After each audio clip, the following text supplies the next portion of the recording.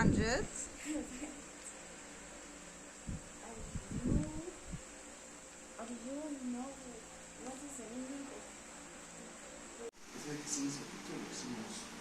اسأل ماما.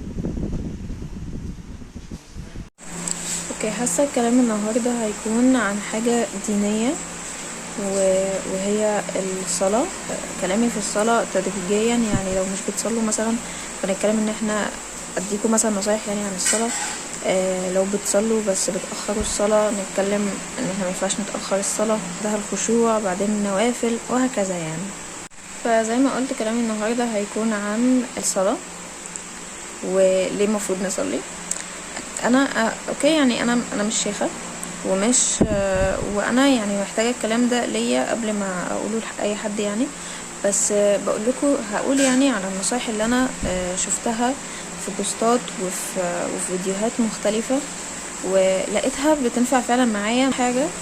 ودي حاجه لازم احنا نبقى عارفينها، ان احنا اللي محتاجين الصلاه، مش الصلاه هي اللي محتاجانا.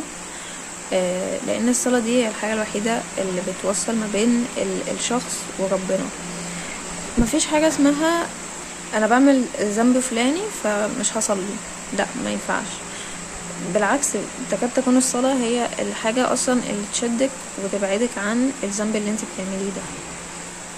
مفيش حاجة اسمها علشان انا بعمل كذا زي مثلا عشان انا بسمع اغاني فمش هصلي، لا بالعكس، انت صلي علشان تدعي ربنا في الصلاة ان انت تبعدي عن الاغاني. حاجة كمان من اللي اثرت فيا شوية انه مفيش حد اكشلي هيستحمل يقعد معانا ويسمع شكاوينا 5 مرات في اليوم غير ربنا.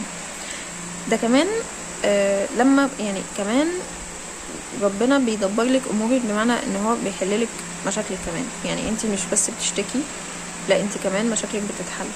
ف يعني مفيش احسن من كده، مفيش اروع من كده. نصايح بقى يعني عملية اكتر من ما هي نفسية كنت شفتها ونفعت معايا. واول حاجة ان احنا نعمل مكان لسجادة الصلاة او للمصلية على جنب، يكون ده مكان ثابت للمصلية، المصلية متتشالش منه خالص، لان ده هيقلل من الكسل وقت الصلاة. لما حاجة تأذن او كده انتي خلاص اوريدي المصلية جاهزة، انتي بس هتتوضي تلبسي وتصلي. لان في ناس، او انا كنت زمان كنت بكسل، اللي هو انا لسه مفيش بقى مصلية واتوضى واصلي وبتاع، فكنت شايفة ان هي بروسيس صعبة. بس اكشلي لما عملت مكان ثابت مخصص للمصلية ما بتتشالش منه نهائي، كان الموضوع احسن وفعلا كنت بتشجع كده للصلاة على طول. تاني نصيحة، ودي بجد بجد تحفة وساعدتني جدا وكانت اروع نصيحة سمعتها عن الصلاة، هي ان احنا نعرف مواعيد الصلاة بتبقى امتى ونظبط المنبه قبلها ب5 دقايق او ب10 دقايق، ونعمل المنبه ده يبقى every day. المنبه ده زي بينبهنا كده ان احنا في صلاة هتأذن. فكنت شفت برضو من فترة زي بوست كده، معرفش اذا كان اصلا الكلام ده صح ولا لا، بس هو فرق معايا ان الاذان يعني ان الاذان ده للناس مثلا اللي هي غفلة عن ميعاد الصلاة. معرفش اذا كان الكلام ده صح ولا لا، بس انا عارفة ان الاذان يعني علشان يعرفنا ان ده ميعاد مثلا صلاة المغرب، صلاة العصر كده. لكن الناس اللي مش غافلة هي بتبقى اوريدي جاهزة للصلاة من قبل ما تأذن. فحسيت كده اللي هو ده انا بعيد قوي، انا بعيد جدا. فبقيت فعلا اظبط المنبه قبلها ب5 دقايق، منبه يجن بروح اتوضى، وعمال ما بخلص بيكون اوريدي بيأذن، فببقى اللي هو انا جاهزة على طول. وفعلا ما بحسش ان انا مكسله خالص، ببقى على طول متشجعه ان انا اصلي، وحماسه الصلاه دي بتبقى عندي.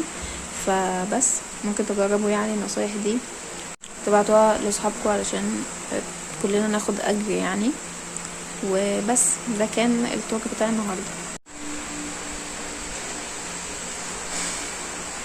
للاسف ما خلصتش اي حاجه غير السكشن اللي انا كنت بصوره ده، ورجعت على ليكتشر واحده بس. الوقت اتأخر فهنام بقى ونكمل بكرة ان شاء الله.